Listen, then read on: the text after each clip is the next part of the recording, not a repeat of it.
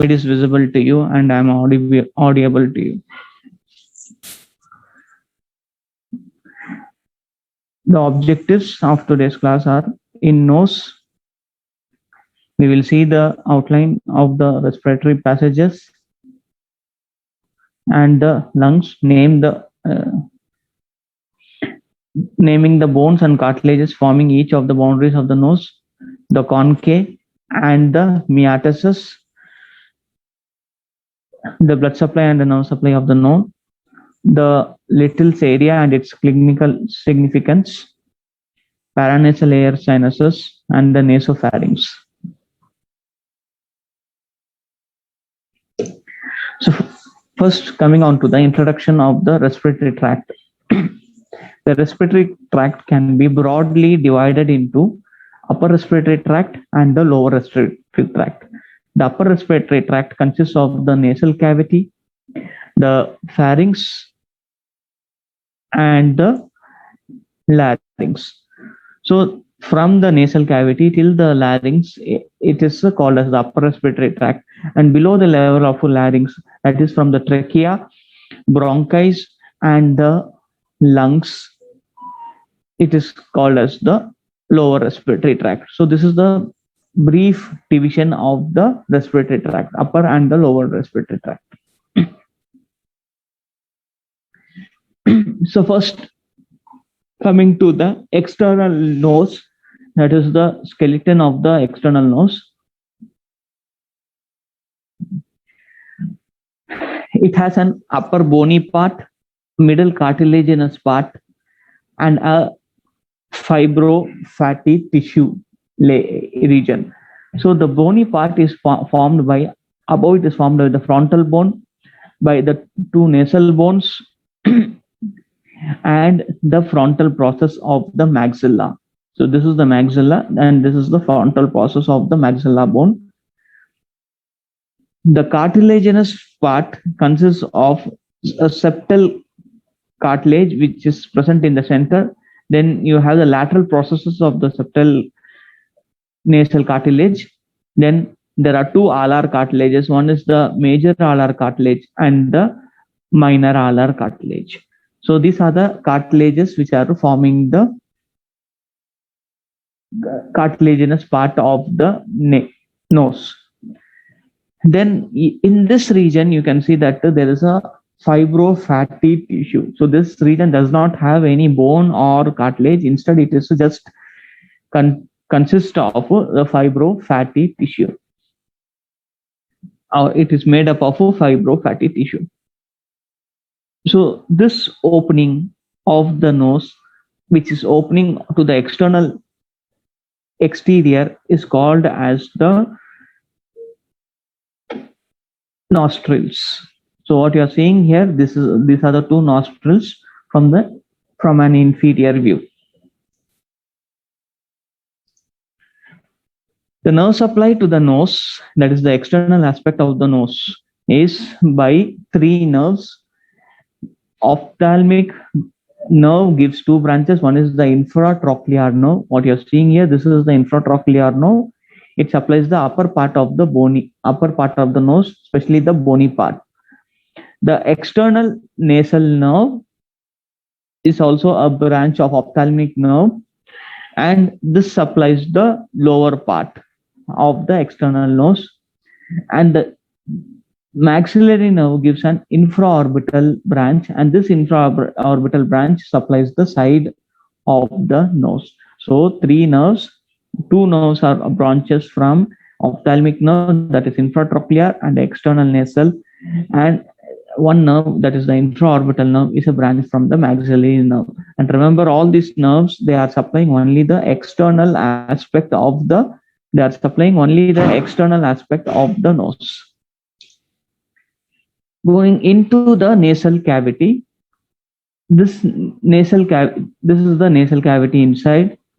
There are two nasal cavities, and this division into two nasal cavity is by the nasal septum. So this in the center is the nasal septum, which divides the nasal cavity into two halves.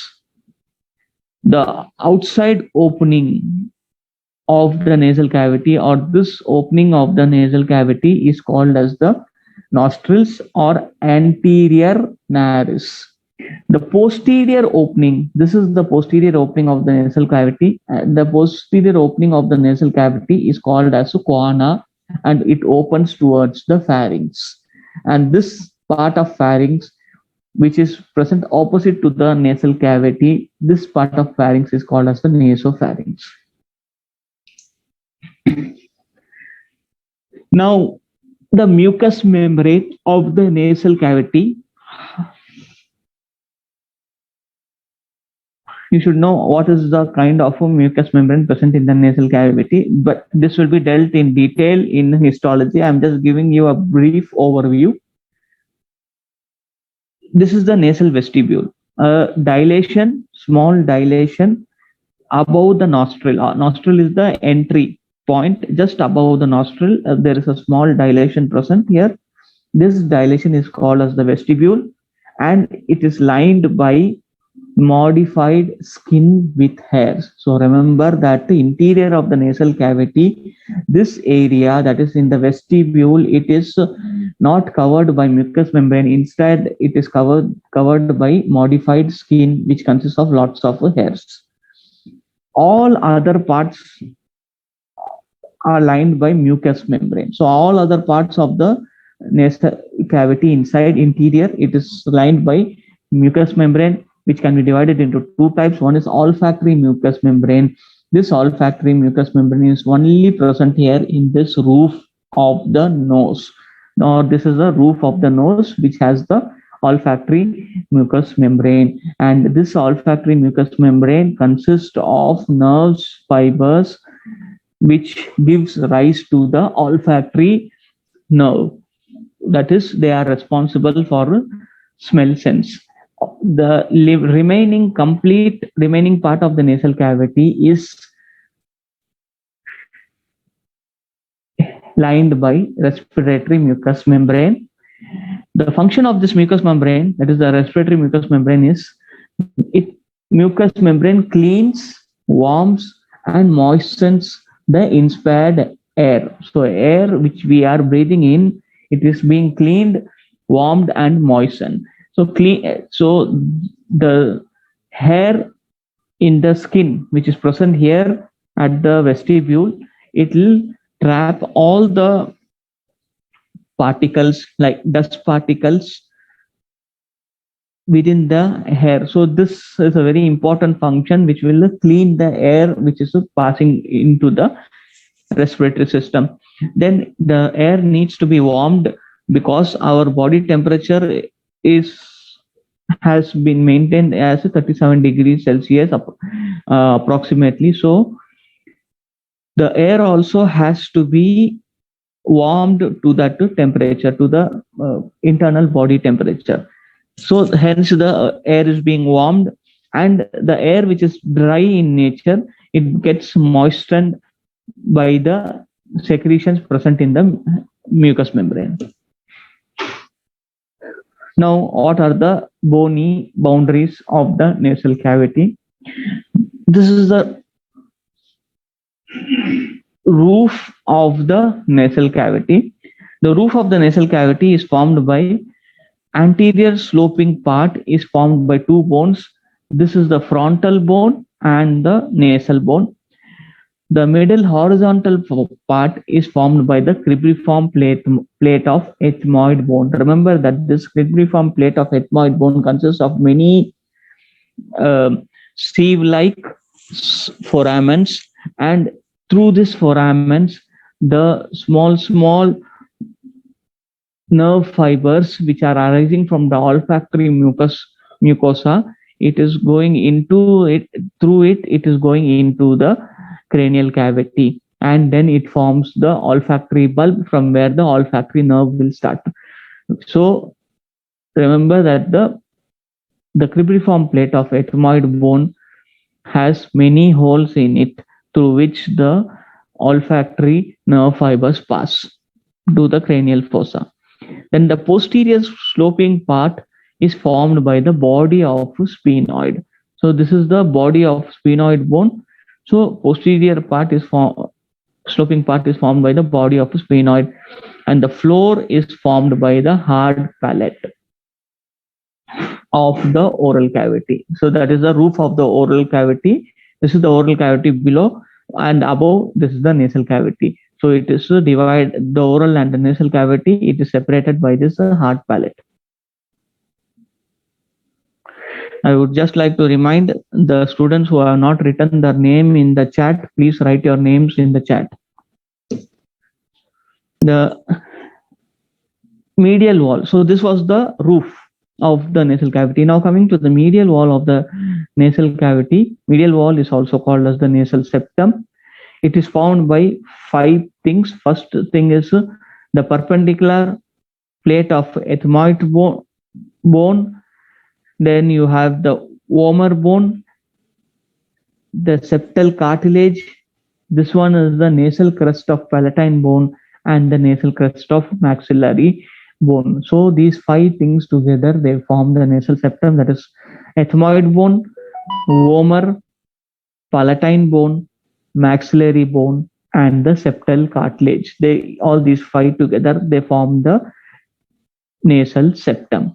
Now this nasal septum, in many people, this nasal septum can be deviated, and more than 30% of the population deviated nasal septum is present, and it is a common feature presented sometimes, and most of the times it does not require any kind of correction.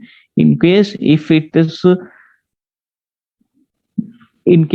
is producing any kind of symptoms, then correction of the deviated nasal septum is required.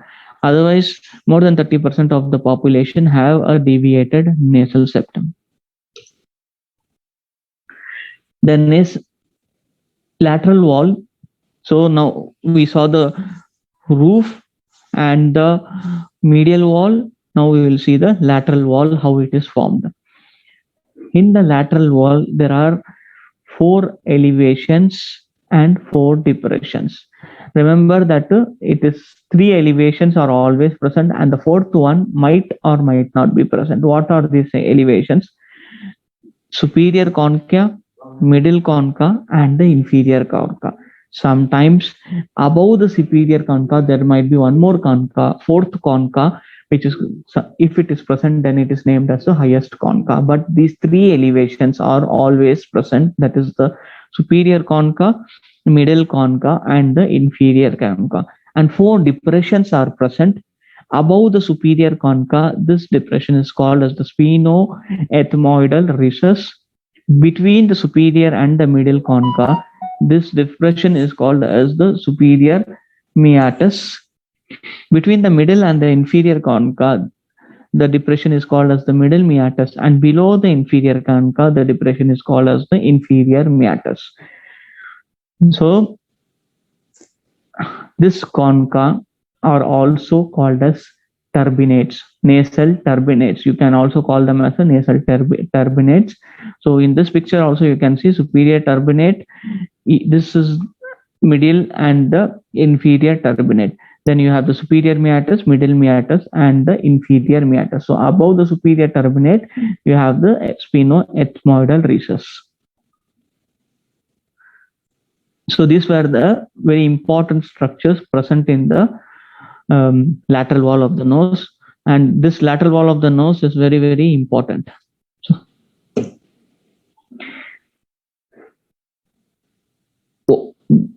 this spaces, that is the depressions which are present in the lateral wall of the nose, they have many openings in it, many air sinuses. In next few slides we will see what is this air sinuses. That is paranasal air sinuses. They open into this meatuses. So in this depressions, in the sphenoethmoidal recess, that is here, the sphenoidal air sinus opens. This is the sphenoidal air sinus. It opens in this sphenoethmoidal recess. In the superior meatus, which is this one, in this the posterior ethmoidal air sinus opens. In the middle meatus, the anterior and the middle ethmoidal sinus opens. Maxillary air sinus and the frontal air sinus also opens in the middle meatus. In the inferior meatus, the nasolacrimal duct, which connects the eye with the nasal cavity. So excessive, whatever tears which is getting secreted in the eye, it gets drained into the nasal cavity through this nasolacrimal duct. The arterial supply of the nose, it has a very rich arterial supply. Why it has a very rich arterial supply? This is to warm the air before the air enters into the respiratory tract. And the arterial supply is derived from mainly from these three arteries: maxillary, ophthalmic, and the facial artery. So you have the sphenopalatine artery, the posterior and anterior ethmoidal arteries, then the septal branch of superior labial artery, and the greater palatine artery. So these are the arteries which are supplying. Now, there is something called as the Little's area, which is an area of epistaxis. Epistaxis means bleeding. It is a site of for bleeding from the nose. Bleeding from the nose is called as epistaxis, and the common site for bleeding from nose is from this Little's area. It is situated just over the anterior inferior part of the nasal septum. So just anteriorly and inferior aspect of the nasal septum, just above the vestibule. Vestibule, I already told you that I said you that the opening is the nostril. Above the nostril, the part where you have skin and hair, that is called as the vestibule. Just above the vestibule, you have the Little's area in the nasal septum. So it has a rich submucosal arterial plexus, and they are formed by this following arteries. That is, whatever arteries are shown here: anterior ethmoidal, sphenopalatine, superior labial, greater palatine branches. They all join together and they form a plexus here. This plexus is called as the Kesselbach's plexus. So it is called as the Kesselbach's plexus, and it very commonly, if there is any kind of bleeding from the nose, epistaxis, this is the area, most common area for epistaxis.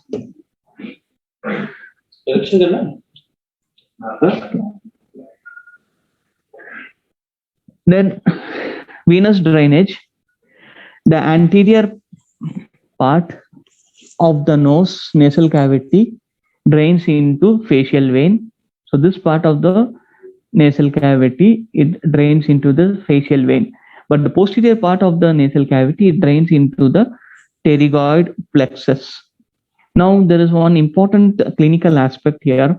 This pterygoid plexus, that is the posterior part of the vein of the nasal cavity draining into the pterygoid plexus, these pterygoid plexus are connected with the cavernous sinus. Intracranially, cavernous sinus is present within the cranial cavity. In the dural, it is one of the dural venous sinuses present in the dura mater. So this pterygoid plexus and cavernous sinuses are connected to each other. So any kind of infection in the nose can spread to the cavernous sinus, causing cavernous sinus thrombosis, which is a fatal condition. And if the patient develops cavernous sinus thrombosis, it is very difficult to save the patient. So in most of the cases, cavernous sinus thrombosis leads to death. So remember that infection in the nasal cavity can pass through this pterygoid plexus to the cavernous sinus, causing cavernous sinus thrombosis. So clinically, this is very important. Lymphatic drainage of the nasal cavity. Anterior part drains into the submandibular group of lymph nodes, and the posterior part drains into the retropharyngeal group of lymph nodes.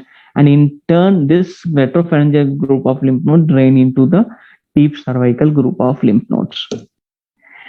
The nerve supply is from external nasal nerve, the anterior ethmoidal, posterior ethmoidal, then the septal branches of the nasopalatine nerve and the greater palatine nerve. So these are the nerve supply of the nasal cavity. Now, so with next is the paranasal air sinuses. What is paranasal air sinus? They are air-filled spaces lined with the mucous membrane present inside the skull bones. And all these spaces, they open into the lateral wall of the nose. What is the function of this paranasal sinus? They will decrease the weight of the skull, that is, they lighten the weight of the skull. They give resonance to the voice when we are speaking. Because of this paranasal air sinuses, our voice gets resonance. Warming of the inspired air, whatever air we are breathing in, it gets warmed in this paranasal air sinuses, and sometimes it also acts as a shock absorber in case of injuries. What are the paranasal air sinuses? We have 4 paranasal air sinuses. One is the frontal air sinus. What you see here is in this picture I will show you frontal air sinus, ethmoidal air sinus. This ethmoidal air sinus is divided into 3 groups: anterior ethmoidal air cells, middle ethmoidal air cells, and posterior ethmoidal air cells. Or you can also call this anterior ethmoidal air sinus, middle ethmoidal, and the posterior ethmoidal air sinus. Then you have the sphenoid air sinus, present just below the pituitary fossa. This is the pituitary fossa, and this is the sphenoidal air sinus. Then you have the maxillary air sinus present in the maxillary bone, maxilla bone. So these are the 4 paranasal air sinuses present in our body. In this, all the air sinuses are present on both sides except sphenoid. Sphenoid air sinus is present in the midline. It is only one air sinus. So frontal air sinus is present in the frontal bone. The maxillary air sinus is present in the maxilla, which is lateral to nasal cavity below the orbit. This air sinus is the largest air sinus among all the air sinuses, among all the paranasal air sinuses. The ethmoidal air cells, this is the ethmoidal air cells. They are present between the nasal cavities, between both the nasal cavities. This ethmoidal air cells are present.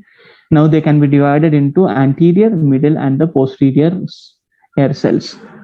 This is the sphenoid air sinus present just below the pituitary gland. And remember that sphenoidal air sinus is only one single sphenoidal air sinus. The maxillary air sinus is the commonest site to be infected.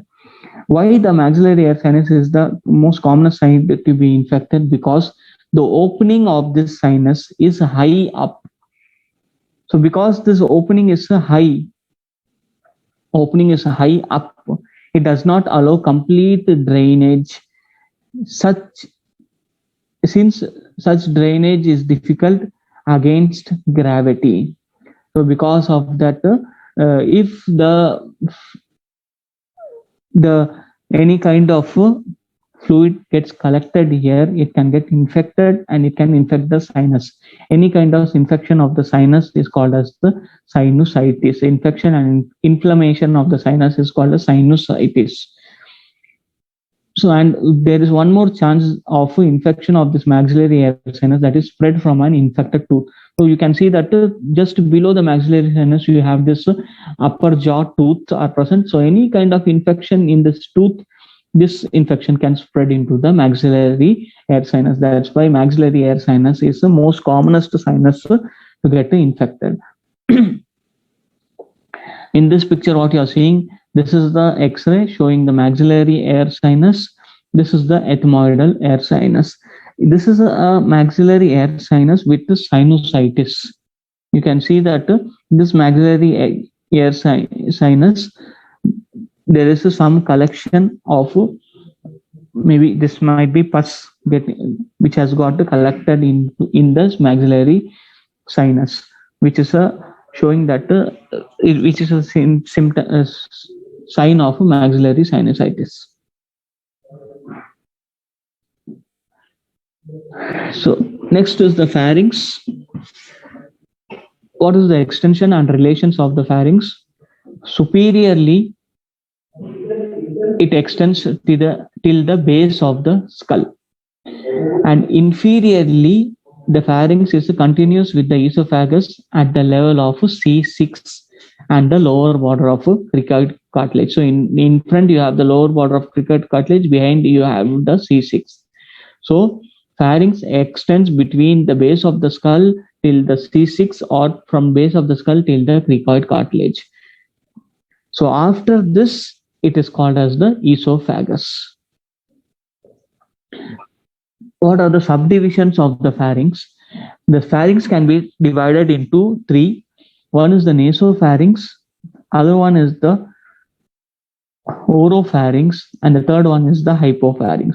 So this is the nasopharynx, which is present behind the nose, and this is airway only. So through this nasopharynx only air enters.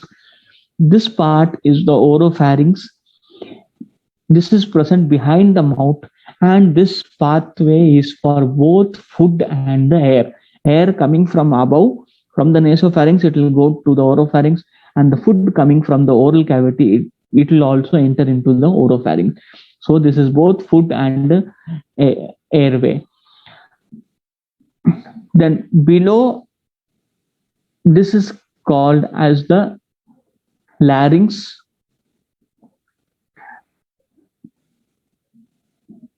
Laryngopharynx or the hypopharynx. Actually, it should be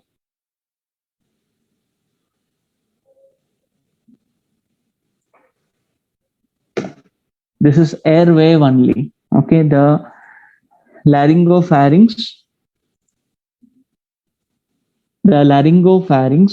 or hypopharynx, which is behind the larynx, is the food way only, and the larynx is only the airway only. So above you have the nasopharynx, which is only airway. Here you have the oropharynx, which is only foodway, and here again it gets divided. The larynx is the airway and the laryngopharynx. The larynx is the airway and the laryngopharynx is the foodway.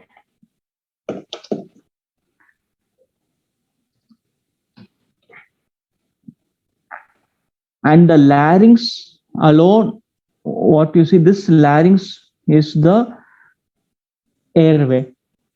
So above it is only air, here it is both food and air, and below again it gets divided into air in the front and the food in the back. There is a connection present between the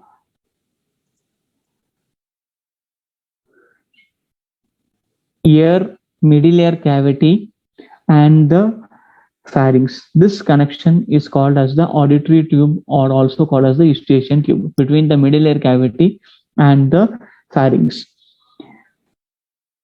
Why this connection is present? This connection is to maintain the pressure of the middle ear, so that the middle ear pressure is made equal to the air pressure present outside the body. So that's why this auditory tube connects the middle ear cavity with the pharynx. Now, what are the structures or what are the features which are present in the nasopharynx? We are going to cover only the nasopharynx, because the oropharynx will be covered in the GIT. So now we will be covering only the nasopharynx. Nasopharynx, it consists the opening of the eustachian tube or the auditory tube, which I already told that the auditory tube is the connection between the middle ear and the oral cavity or the pharynx. So you have the opening of the auditory tube.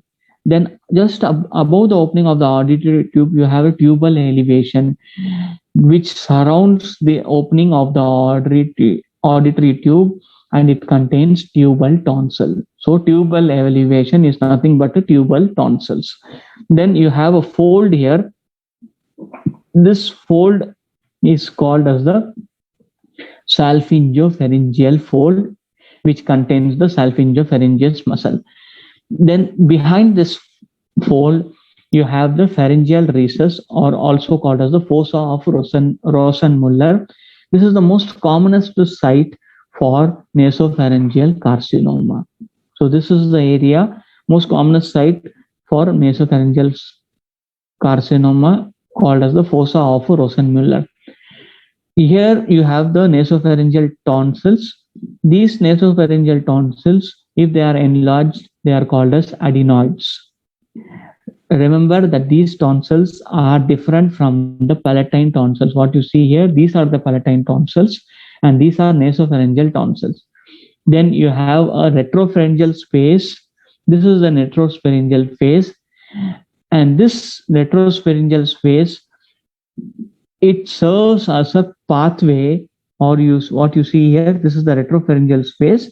This retropharyngeal space serves as a pathway of spread of infection or tumors from the region of this pharynx into the thorax, because this retropharyngeal space, it goes and opens, it is connected till the thorax. So this serves as a pathway for spread of infection or any kind of tumors. Now the last part of today's class, laryngopharynx, that is this area of pharynx. It is the commonest site of impaction of a foreign body, especially in small children. They tend to swallow objects or coins, or when we are also drinking water or eating food, sometimes the food or water might enter into this area. Impact the foreign body can get impacted here, and this will cause a reflex cough mechanism, because of which coughing out, it will bring out the things which are being impacted here. Its sensory supply is by internal laryngeal branch of vagus nerve. So remember, pyriform races is the area where the impaction of a foreign body is very common, and this can cause reflex cough, because the sensory supply is very rich here, which is by the internal laryngeal branch of the vagus nerve. And what you see here, this is the laryngeal inlet. So from this laryngeal inlet, you have the pathway towards the trachea, down into the trachea. So with this, your class is over. If you have any doubts, you can ask doubts. If you do not have any doubts, if you have written your name in the chat, you can leave. Thank you very much.